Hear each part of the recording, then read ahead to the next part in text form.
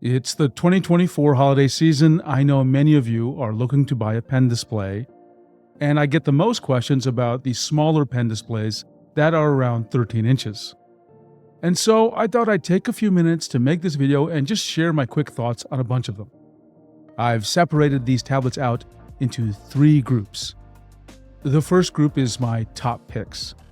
These are tablets that I would easily recommend, and they all have good drawing performance.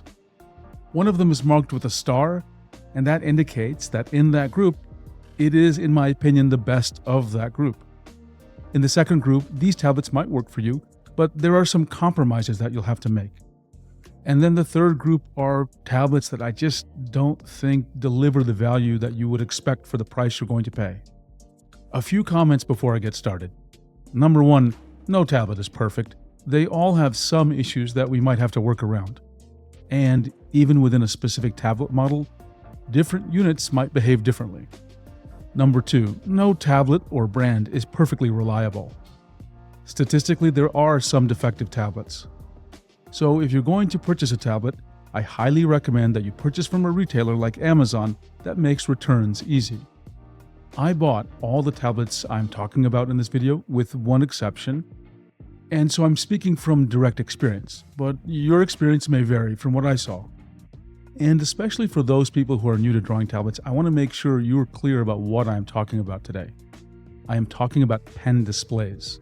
Pen displays are one of several kinds of drawing tablets or things that work like drawing tablets. Even though a pen display looks something like an iPad because it has a screen, you have to realize they are not standalone. You have to use them with a computer. And there is always at least one cable that connects the pen display to the computer. Let's start with the top picks. I put a star next to the Huion Canvas 13 Gen 3 model number GS1333. I made a video about this tablet just a few days ago, but to summarize, I think this is a great tablet. It provides a lot of value for a very reasonable cost. One thing that I find striking about this tablet is that it brings in some features that we really tend to see only in professional pen displays.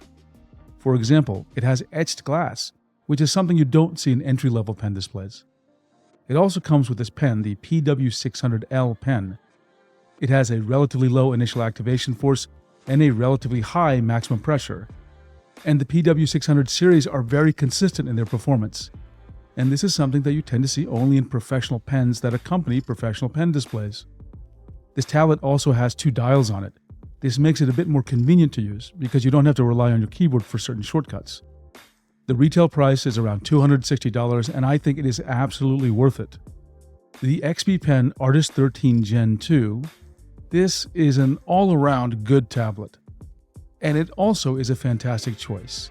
The X3 Elite pen that it comes with is a very good pen, very consistent in my experience and measurements. And really, I don't have too much else to say about this tablet. I just think it's all around good. There's also the XP Pen Artist 12 Gen 2. This is very similar to the 13-inch version. And it is just an inch smaller than the 13-inch version, but they really feel like they're the same size. Many times I've picked up the 12-inch version and I didn't even realize it. I thought it was the 13-inch version. The only thing I noticed with the unit I have is that it did have some diagonal wobble. However, with some application smoothing or stabilization, you can get rid of that. Again, the X3 Elite pen is very good. So if you want to spend a little less, this is a great choice. Right now, I see the retail price at around $220. This is the XP Pen Artist Pro 14 Gen 2. I do not own this tablet, but I do own the 16-inch version, which I made a video about recently. I really like the 16-inch version, and so by extension, I think I would recommend this tablet. The 16-inch version did have a little bit of diagonal wobble, which I was able to eliminate through smoothing and stabilization, so you might have to do the same thing with the 14-inch model. The X3 Pro pen is either a decent or a great pen, depending on which unit you get. I say that because I have many units of this pen, and I see a lot of variation in the pressure range. So that is something to look out for. Also, rather unusually, this tablet has a 16 by 10 aspect ratio, so its resolution is 1920 by 1200. I see the retail price at around $420, but I see it also discounted to around $340. And now we get to the Wacom Move Ink 13. Honestly, in this category, it absolutely has the best drawing experience. It has the same drawing experience that you would see in a Wacom Cintiq Pro. And it comes with the newest Wacom Pro Pen 3, which is an excellent pen. One thing I really noticed about this tablet is it has excellent parallax, better than any other pen display I've seen. I suppose that's due to the OLED screen. And honestly, it's really hard to believe how thin and light this tablet is. So if you're looking for something portable, it's a fantastic choice. Let's get back to that OLED screen though. The screen itself is fine, it looks absolutely great. The thing is, we do not know how well OLED screens will last over time. And we're not going to know for quite a few years when we see lots of people have experience with this device. In the meanwhile, here's how I deal with it. A normal non-OLED pen display, well, I leave them on 24/7. They're always showing something on their screen. But with this pen display, I only turn it on when I'm actually drawing. Wacom seems to be targeting this tablet toward professionals or maybe, prosumers as they call them, people who need a really great drawing experience, and for them where mobile form factors are really important. Even though I overall recommend this tablet, I just do not think it's for a typical user, and certainly not for someone who's just getting started with drawing tablets. And of course, it is the most expensive tablet in my list, close to $800.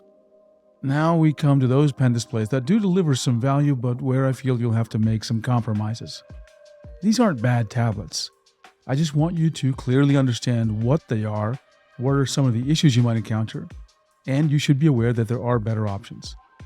The other reason I talk about these tablets is I get a lot of questions about them. Let's start with the Huion Canvas 13, model number GS1331. And really, honestly, it is still a decent tablet to get. So in an overall sense, I do recommend it, but there just are better options. Specifically, I'm talking about the Huion Canvas 13 Gen 3, or any of the tablets in my top picks.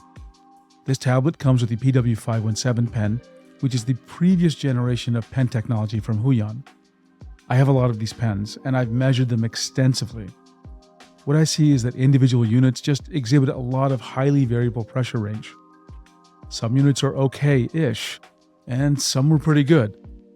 So it's very difficult for me to say that you'll get consistently good behavior out of the pen with regard to pressure, because the variation is just too much. If you do get this tablet, you may want to consider getting the PW550 pen. I've measured several units of that pen, and they have much better pen pressure response. The other thing I notice about this tablet is the screen does have some moderate anti-glare sparkle. That is pretty typical of that generation of Huion pen displays. The Wacom One 2019, model number DTC133, I call this a Wacom One Gen 1 tablet. This is actually a reasonable tablet. It's just kind of outdated. And you really notice that in the screen is just okay. It's not great in terms of viewing angles, and the colors look washed out. Any modern pen display clearly looks better. Also, you cannot connect it to your computer with a single USB-C cable. You have to use Wacom's proprietary 3-in-1 cable. It comes with the Wacom CP913 pen. This has a bit of a higher initial activation force than the vast majority of pens you'll find out there, but its pressure range is decent. Now I think $400 is far too expensive for this tablet. And I see this tablet often discounted to around $230. Even $230 is too much to pay for this tablet. I see it on eBay selling for maybe $150. If you can get it at that price, and it's a unit that isn't scratched up, then this is a decent choice if you are very much budget constrained. Now we get to the tablets that I think aren't just good choices because they don't deliver enough value for their cost. And oddly enough, this category is filled with Wacom tablets. We'll begin with the Wacom One 2023 12-inch. This is what I call their Gen 2 series of Wacom One. In terms of the screen, this is an absolute improvement over the previous Wacom One 2019 version, the Gen 1 version. The screen looks much better, there's no doubt about it. But the issues are with pressure. Strokes look ugly. When you try to draw a smooth stroke with pressure, it pulses in a way. And so your strokes look, well, weird and rough. The stroke quality is not good. Frankly, the stroke quality is not acceptable. It's not acceptable for any tablet brand, and it is not acceptable for Wacom. The new pen it comes with is the CP923. The data I have on this pen is that it is worse than the older CP913 that came with the Gen 1 tablet. It seems to have a higher initial activation force, and that makes it even more frustrating to draw with. And the maximum pressure isn't that great either. So if you are drawing, and especially if you want to use pressure, I don't think this tablet will work well for you. This tablet costs about $300 right now, but I cannot in good conscience recommend anyone to purchase this tablet. However, if you're someone who wants to use a pen display and you're really just taking notes or something and you don't work with pressure, okay, this might be a reasonable choice, but I think it's just too expensive if that's what you're going to use it for. And now we have the Wacom One 2023 13-inch touch model. This has all those issues I mentioned with the 12-inch model. This tablet does add touch support, which is honestly a nice feature, and I'm super happy Wacom added it. As far as I know, it's the only entry-level pen display that has touch. But this tablet costs $600. I couldn't recommend the 12-inch at $300. There's absolutely no way I'm going to recommend the 13-inch at $600. I cannot justify anyone spending this amount of money and getting this level of drawing performance. If Wacom can fix these issues with the Wacom One, and I don't know how they do it, maybe a driver update, maybe a firmware update, I don't know. If they can fix these issues, I'd be happy to reverse my statements. But in the year this tablet's been out, they've said nothing about it and they've improved nothing about it. If you have questions or feedback, please leave a comment. And there are lots of drawing tablet subreddits where you can talk to the community. Thank you for your time, and I hope you enjoyed this video.